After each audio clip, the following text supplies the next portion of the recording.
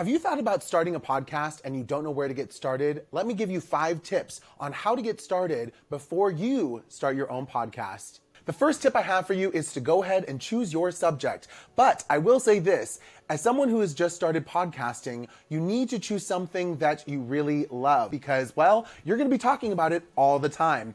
And whether you choose to do your podcast on a daily, weekly, monthly basis, or if you're just going to do a few episodes, make sure that you really enjoy what it is that you're talking about. Whether you're doing interviews or just talking by yourself in a studio, just like this, you need to have a passion for what you're talking about. The second part of this first tip is, who is your audience?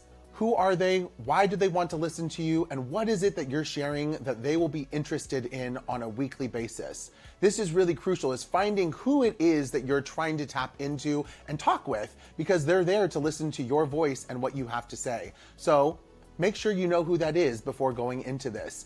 It really helps you to guide where you want to go with your podcast. I always say create value with the content that you're creating. Know your audience, right? But then also ensure that it's for them, not necessarily just to benefit yourself. This isn't going to make you famous, or maybe it will, I don't know. But majority of the time, your audience is going to be small, right? So you really want to make the content for them, and what value are you creating for your audience by creating this podcast? I found that the more I put it in for others and help them to understand the subject that I'm covering, the better it is overall for everybody. The second tip I have for you is get a good mic. Because why? Well, guess what? You're going to be recording your audio and they want to hear your voice. And 90% of people are going to be listening to your voice on the podcast. So guess what? You want to ensure that you sound good, and so do your guests. And so it's really crucial to get the best sounding mic. And I understand that you probably are thinking, well, I don't have the budget for a really good mic. There are amazing options out there for any budget. Now, I personally use the Sennheiser mic, and it came in about $100, and it's the Sennheiser E835, and it is a dynamic mic. And the reason I chose it was, this is primarily for performance and stage. It gives you that very sultry sounding voice of that of an announcer, but also a really dynamic vocal sound. It gives you really good bass, and it also gives you really good high end, and it just picks up your voice naturally and makes it sound wonderful. You're currently listening to a lav mic, which is attached to me, so it should be kind of chesty, but it doesn't necessarily give you that full body sound that a dynamic mic would. I recommend something like this Sennheiser mic because it comes in about $100 and you can't beat that. I have to use XLR cable just like this. This is the male end and this is the female end, and I'll go ahead and link these below. Amazon makes a really good small 6-foot cable for an affordable price. This is what I use for my podcast. I plug it into the Sennheiser mic and I'm ready to go. I know that the Samson Q2U is a very popular one because not only does it have the ability to plug in an XLR cable like this, but you also have the ability to plug it directly into your computer via USB.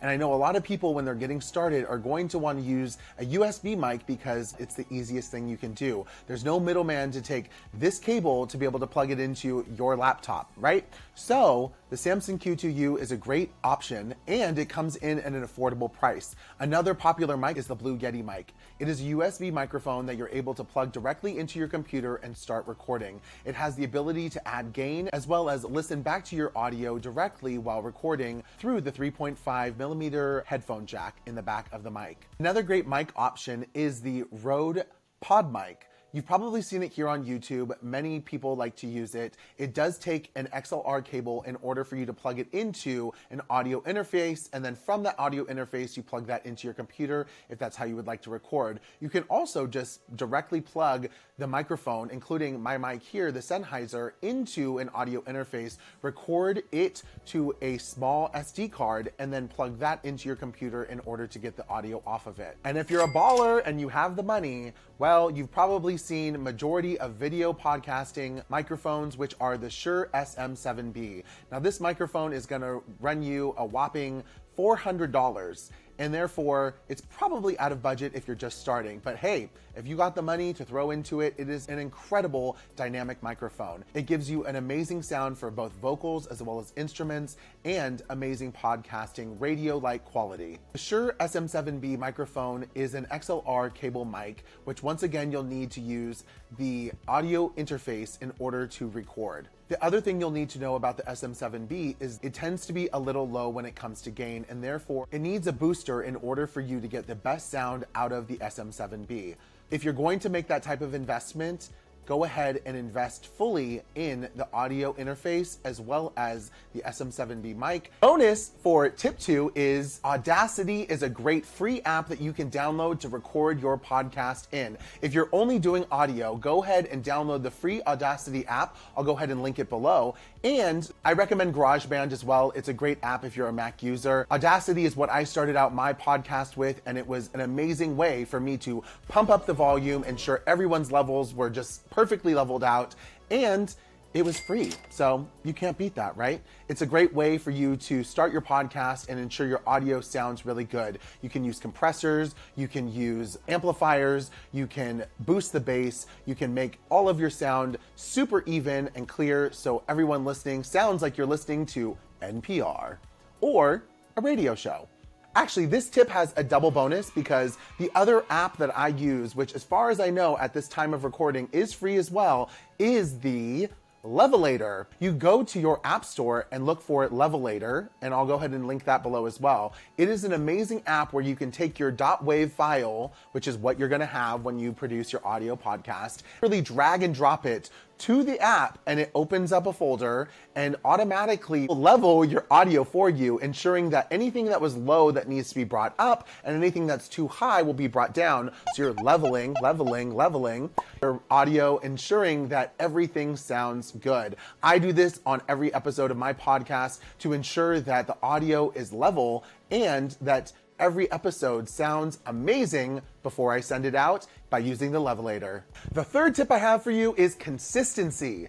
I know it's not one of those fun words and you're probably thinking, of course, but the reality is that you need to make a schedule and plan ahead for every episode that you're going to create. For me, I'm doing a weekly podcast, right? And I have interviews that I'm doing. So I have to schedule out those interviews in quite an amount of time. Therefore, I can record them, edit them, and put them out on a weekly basis. So in order to do that, I have to make a calendar and ensure that my schedule is ready to go so I have the time to do the interviews and put them out. Now, your podcast may be weekly, it may be daily, which kudos to you if you're going to do that, and or it may be a few series of episodes. The consistency is crucial because once again, you're not doing this for yourself, you're doing it for, right?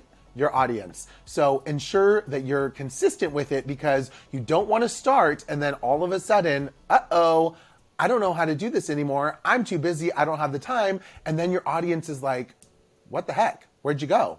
What happened to the podcast, right? So making a schedule and planning ahead and utilizing your time to the best of the ability will really benefit you in getting your podcast out, but also ensuring that your audience sticks around for your podcast. Bonus point I have for this third tip about consistency is recording at least 5 podcasts before you actually launch your podcast. And I say this because when you launch that first episode, everyone is so joyful and ready to listen and they're so excited. If the next week or even the next day, you don't have anything for them to listen to, they're probably not gonna come back to your podcast. So I always recommend ensuring that you have at least 5 podcasts ready to go, and therefore you're able to go one after the other, while also catching up, right? Scheduling ahead, ensuring that every episode is consistently coming out and everyone will still be there to listen to you every week or every day or every month or whatever you release your podcast. That's my bonus tip for number 3. Fourth point or tip I want to give you is choosing your platform, right? So in order for you to get your podcast out to all of these amazing listeners, you need a platform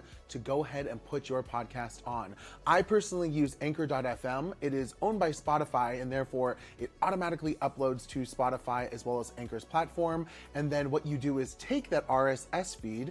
RSS stands for site summary or really simple syndication. And so what you'll do is take this RSS feed that you'll get through your podcast platform and you'll then go to Apple, you'll go to Google and Castbox, and you'll give them your RSS feed, and therefore you'll be able to transmit it. The moment that you upload it to your platform, it will then go out to all these major platforms. So I personally use Anchor.fm. I find them to be free, which is really great, and they're also super simple to use, and you can actually record live podcast episodes directly to the app if you'd like, whether that's online, which you'll see here, or if you want to do it on your phone, you can do that as well. It's a really simple way for you to record podcasts, or if you've gone ahead and recorded the entire thing, you can then also upload that recording directly to Anchor. They have a bunch of plugins which are really great. I'll go ahead and put a link down in the description below if you want to check that out. Buzzsprout, they're also really great. They do charge a monthly fee. They do have a free version, but it limits you on how much you're able to do in the sense of the hours of recording, as well as how many uploads, as well as how many downloads. Another popular one is podcast.co. I'll go ahead and put links down in the description for you to go ahead and check out to choose your podcast platform. The fifth tip is, this is a marathon, not a sprint, right? So realizing that you're starting out a podcast, everything's scheduled out, you're ready to go, you're recording episodes, you're consistent, you have 5 episodes ready to be released, right?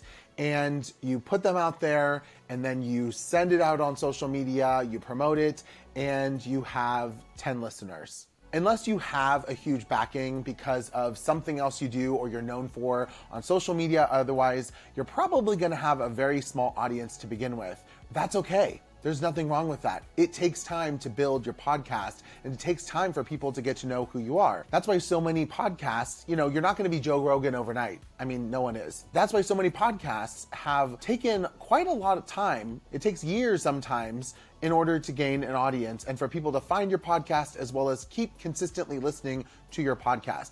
And there is nothing wrong with that. So take your time and be consistent, and ensure that you have great sounding podcasts and you're able to show up for your audience, because I think that's really crucial. The amazing thing is that you never really know who is listening to your podcast. I've been in many situations where someone will DM me, or I'll run into someone and they'll be like, wow, I really love that episode of your podcast. And I look at them like, huh? You listen? Wow, that's amazing. Your podcast is being sent out to the world, right? It's listened to in many different countries. It's also being streamed all over the world, right? International people can listen to this. Anyone can listen to it if they come across your podcast. That's kind of the beauty of it. You're sending out this information for people to listen to on whatever schedule that you want, but your audience is constantly growing because people can discover it at any moment. Your episodes live online forever, seemingly, unless you take them down. And therefore, if someone you interview is popular of the moment or something happens, people might go and check out your episode. Or if you're talking about current events and what's going on, obviously people will probably flock to that and be very interested. So you always have to keep in mind that someone could be listening out there that you probably don't know.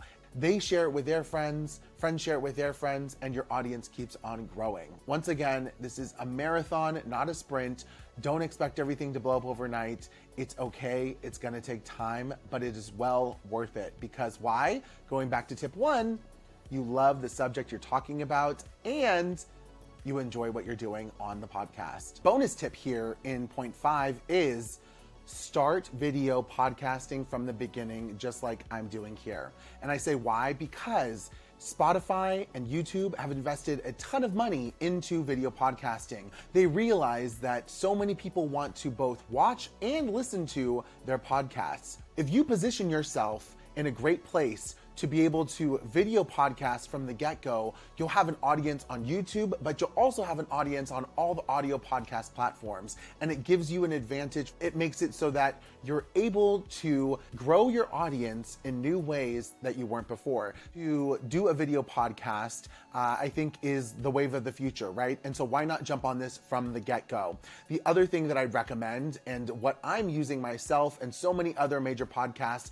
it's called Riverside.fm. I use Riverside.fm to record my video podcasts. It's an easy and great way for you to be able to interview any of your subjects virtually. It enables you to record both audio and video locally on either end, so you and your guest, you as the host, your guest, both record your audio separately at the highest quality, and then it sends it to the cloud. Woo, we're making signs over here. We send it to the cloud, and then you are able to download both their audio and video at its highest quality. The streaming live version of it is at a lower resolution. The great thing about Riverside.fm is that it's integrated for you to go live streaming on YouTube, Facebook, as well as Twitch and Twitter. And it gives your audience an ability to see you live in a very professional looking video and audio source. With an affordable monthly rate, free account, or upgrade to their $15 a month for unlimited recording and editing, and no watermark, video recording in 4K, and the ability to add a producer to your podcast recording.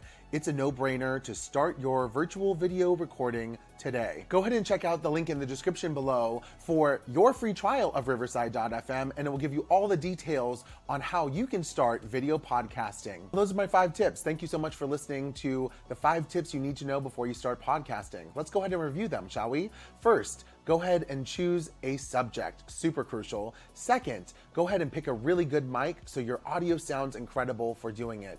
Third, be consistent no matter what, right? Make those 5 episodes prior to releasing the first one. That way you ensure that everything is going to come out consistently. Fourth is, choose a platform for you to host your podcast on. And 5, this is a marathon, not a sprint. So please take your time and know that it's going to take time in order for you to grow your podcast audience, as well as the podcast in general. But that is completely okay. And final and last point, please have fun recording and making your podcast. Go out there and enjoy what you are doing.